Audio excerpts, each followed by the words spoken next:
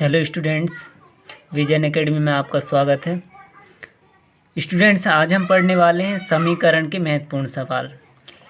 इनमें क्या होता है, पहले हमें जो सवाल दिया होता है उससे एक समीकरण बनाना पड़ता है, फिर उस समीकरण को सॉल्व करके आंसर निकालना पड़ता है।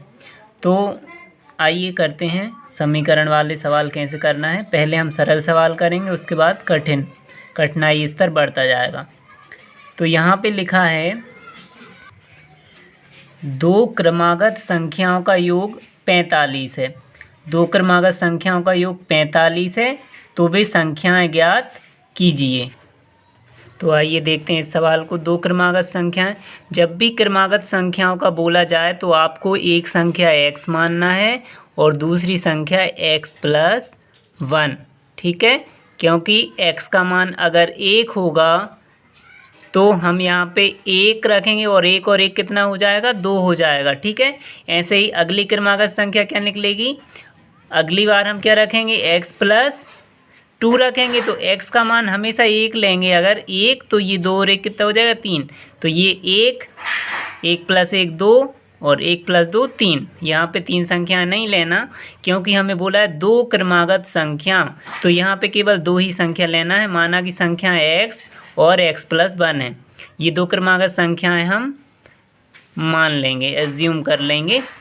तो क्रमागत संख्याओं का योग कितना है, 45 है। तो वे संख्याएं ज्ञात करो। तो इनका योग कितना है, 45 है। तो हम लिखेंगे चूँकि x प्लस 1, इनका योग कर देंगे हम। x में क्या जोड़ देंगे, x प्लस 1 को जोड़ देंगे। तो इनका योग कितना दिया है क्वेश्चन में, 45। अब यहाँ पे x में x जुड़ जाएगा, तो 2x प्लस 1 बराबर 45। 2x बराबर, ये जो 1 है वो इस साइड जाएगा तो माइनस का हो जाएगा। तो यहाँ पे कितना बचेगा, 44 और 2 से ये 44 कट जाएगा तो x बराबर कितना आ जाएगा, 22। तो ये एक संख्या तो आ चुकी है हमारी, x का मान आ चुका। अब अगली संख्या क्या है, x प्लस 1। तो अगली संख्या के लिए हम x का मान रख देंगे। तो अगली, या हम लिखेंगे दूसरी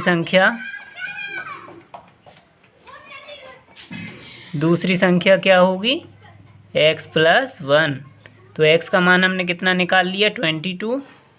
22 प्लस 1, तो दूसरी संख्या हो जाएगी 23। तो संख्याएं क्या हो जाएंगी, ऑप्शन में आपको दिया होगा, मैं यहाँ पे लिख देता हूँ। तो दो संख्याएं, एक तो निकल गई 22 और दूसरी 23।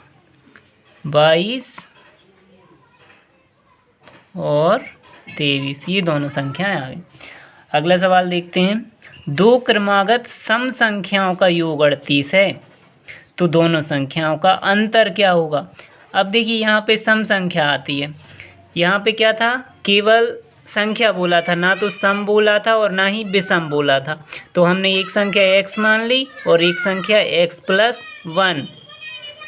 लेकिन अब यहाँ पे देखिए सम बोलता है क्वेश्चन या विषम बोलता है, तो फिर आपको क्या मानना है, संख्याएं माना। संख्याएं जब आपको सम या विषम बोले तो आपको संख्या एक x मानना है और फिर x प्लस 2 मानना है, ठीक है। क्योंकि देखिए सम संख्या अगर x का मान 2 हुआ तो ये तो 2 हो गई एक सम संख्या, फिर यहाँ भी 2 रखेंगे तो 2 और 2 4। तो हर बार आपकी सम संख्या ही निकलती जाएगी यदि आप 2 ऐड करेंगे। और अगर विषम संख्या बोलता है तब भी आपको यही दो संख्याएं मानना है, ठीक है। तो जब अकेला संख्याएं बोले तो आपको x और x प्लस 1 जोड़ना है उसमें, और जब सम या विषम संख्याएं बोलें तो आपको x और x प्लस 2 अंक बढ़ाना है। अगली बोलते तो हम क्या लिखते, x प्लस 4 लिखेंगे, ठीक है। लेकिन इसमें केवल 2 संख्याएं बोला है तो हम केवल 2 संख्याएं ही मानेंगे, x और x प्लस 2, इसे अभी नहीं मानना। तो यहाँ पे 2 संख्याएं ये हो गई, इनका योग कितना है, 38 है। तो आइए कर लेते हैं, चूँकि x प्लस 2 बराबर 38, यहाँ से x का मान निकालेंगे।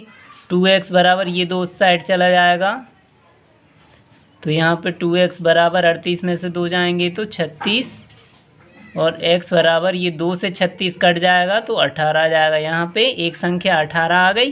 ठीक है, अब अगली संख्या इसमें मान रख के हम निकाल लेंगे।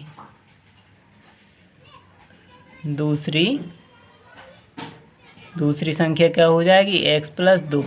तो यहाँ पे 18 प्लस 2 और ये हो जाएगी 20। लेकिन हमें यहाँ पे निकालना क्या है, ये तो पहली संख्या हो गई और ये दूसरी संख्या, लेकिन हमें निकालना है दोनों संख्याओं का अंतर। तो अंतर क्या होगा, दोनों संख्याओं का अंतर क्या होगा, 20 में से 18 को घटा देंगे तो अंतर कितना आ जाएगा, 2। ये हो जाएगा आंसर। ठीक है, अगला सवाल, 3 क्रमागत विषम संख्याओं का योग 33 है। अब की बार 3 आ गया और विषम है ना, संख्याएं ज्ञात करना है। तो मैंने आपसे बोला था कि यदि सम हो या विषम हो तो आपको संख्याएं कैसे मानना है, माना जब सम या विषम हो तो हमें संख्याएं कैसे मानना है, 2 के अंतर से। पहली x मानना है, फिर इसमें 2 जोड़ देंगे, दूसरी ये मानना है और फिर इसमें 2 जोड़ देंगे तो x प्लस 4। अगली अगर 4 बोलते तो x प्लस 6 लिखते, है ना। चाहे सम हो या विषम हो, संख्याओं को इस तरीके से मानना है, 2 के अंतर से। और जब अकेला ना सम और विषम नहीं दिया हो, केवल ये दिया हो कि 3 संख्याओं का योग 33 है, केवल संख्या दिया हो, तो हमें मानना है x plus 1, x plus 2, x plus 3, है ना। फिर क्रम वाइज मानना है, लेकिन सम या विषम दिया हो तो फिर 2 का अंतर करेंगे। ठीक है, अब आप खुद देख लीजिए, अगर x का मान एक विषम संख्या रखें हम, जैसे कि x का मान अगर 3 रखें तो 3 पहली विषम संख्या, दूसरी क्या हो जाएगी 3 और 2 5, तीसरी क्या हो जाएगी 3 और 4 7। देखिए विषम ही विषम निकल रहा है। और यहाँ पे देखिए इसमें सम दिया था तो हमें x का मान सम संख्या माननी पड़ेगी। मान लो 2 माना तो 2 यहाँ पे भी रखेंगे, 2 और 2 4, हर बार सम संख्या ही निकलेगी, 4 और 2 6। और देखिए यहाँ पे हमने क्या बोला था, क्रमागत संख्याएं, मतलब x का मान अगर 1 मान है और वो तो पहली संख्या 1, दूसरी क्या हो जाएगी 1 और 1 2, तीसरी क्या हो जाएगी 1 और 2 3। तो इस तरीके से आपको ये सवाल करना है। तो यहाँ पे क्या दिया है, विषम संख्याओं का योग 33 है, तो वे संख्याएं ज्ञात करो। तो चूँकि प्रश्नानुसार क्या करेंगे, हम इनको जोड़ेंगे क्योंकि इनका योग कितना है 33 है। ठीक है, तो ये x प्लस x 3x हो जाएगा और ये 2 और 4 कितना हो जाएगा 6 बराबर 33। 6 उस साइड जाके माइनस का हो जाएगा तो 3x बराबर निकलेगा 33 माइनस 6।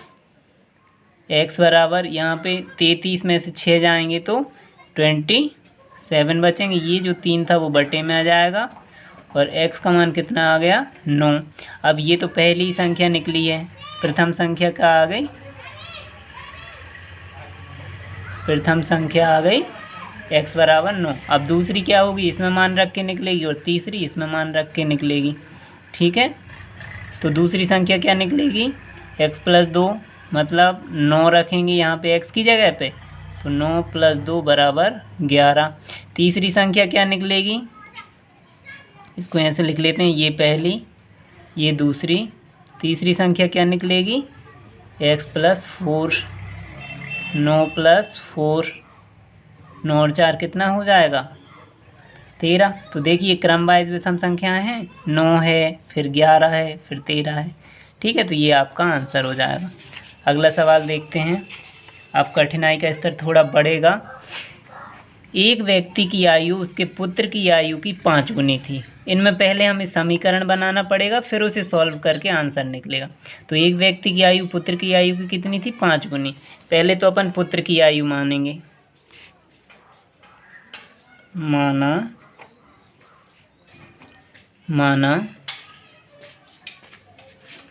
पुत्र की आयु हम मान लेंगे x वर्ष।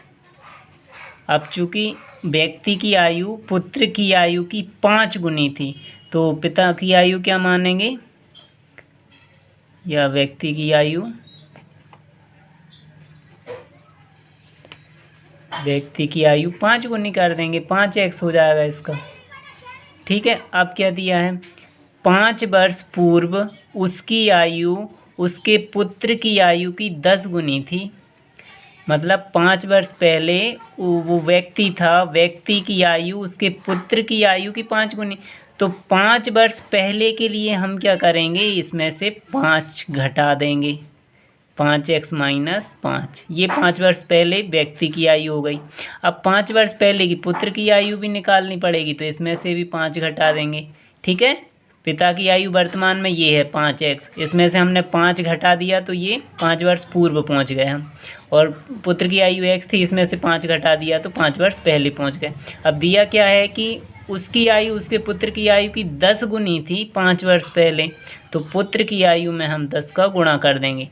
तो व्यक्ति की आयु 10 गुनी किसके हो गई, पुत्र की आयु की। इसे सॉल्व करके x का मान निकाल लेंगे। और हमें निकालना क्या है, इसमें व्यक्ति की आयु निकालना है। तो देखिए कैसे निकालेंगे। तो ये ज्यों कहते हैं अभी 5x माइनस 5, 10 का गुणा किया, 10x माइनस 10 का 50, 5 में गुणा तो हो गया 50। x को और संख्याओं को अलग अलग कर लें हम। तो यहाँ पे देखिए 5x, ये 10x इस तरफ आया तो माइनस का हो जाएगा, 5 को इस तरफ ले आएंगे तो माइनस के 50, और 5 इस तरफ आएगा तो प्लस का हो जाएगा। अब कितना बचेगा, यहाँ पे 10 में से 5 जाएंगे तो माइनस का 5x, यहाँ पे कितना बचेगा, माइनस का 45, क्योंकि बड़ी संख्या माइनस की है। माइनस से माइनस कैंसिल, और 5 से 45 कट जाएंगे, 5 नाम 45, तो x का मान कितना आ जाएगा, 9। अब ये किसकी आयु आ गई, पुत्र की आयु x थी, x का मान हमने निकाल लिया, पुत्र की आयु 9 वर्ष। अब पिता की आयु निकालने के लिए इसमें मान रख देंगे। ठीक है, पिता की आयु, पिता की आयु हम यहाँ से देखेंगे कितनी थी, 5x, 5x, x का मान हमने निकाल लिया 9। ठीक है, गुणा कर देंगे, 5 नाम 45 वर्ष। ये किसकी आयु हो गई, उस व्यक्ति की आयु। ठीक है, और पुत्र की आयु पूछते तो ये x बराबर 9 थी। आइए अगला सवाल करते हैं। एक आयत की लंबाई उसकी चौड़ाई से 5 सेंटीमीटर अधिक है। लंबाई हमेशा अधिक होती है। ठीक है, तो इसमें कितनी अधिक है, लंबाई चौड़ाई से 5 सेंटीमीटर अधिक है। तो हम चौड़ाई को x मान लेंगे और x में 5 सेंटीमीटर जोड़ देंगे तो क्या निकल आएगी, लंबाई, है ना। इसमें लंबाई को x नहीं मानेंगे क्योंकि हमें लंबाई को तो बड़ी करना है ना। तो यहाँ पे हम चौड़ाई को x मानेंगे और x में 5 सेंटीमीटर जोड़ देंगे तो लंबाई आ जाएगी। ठीक है, तो यहाँ पे माना आयत की चौड़ाई हम मान लेंगे x सेंटीमीटर। अब दिया क्या है, आयत की लंबाई चौड़ाई से 5 सेंटीमीटर अधिक है, तो लंबाई कितनी हो जाएगी, x में कितना जोड़ देंगे, 5 जोड़ देंगे, तो ये हो जाएगी उसकी लंबाई। अब क्या दिया है, यदि आयत का परिमाप 40 सेंटीमीटर हो तो आयत की चौड़ाई ज्ञात करना है, मतलब हमें x का मान निकालना है। तो आयत का परिमाप 40, पहले तो हम परिमाप का सूत्र लगाएंगे, चूँकि आयत का परिमाप बराबर कितना दिया है, 40 सेंटीमीटर। आयत का परिमाप होता है 2 गुणा लंबाई प्लस चौड़ाई, ये होता है आयत का परिमाप। ये सूत्र रख दिया हमने, आयत के परिमाप का सूत्र रख दिया, बराबर में दिया कितना था, आयत का परिमाप 40।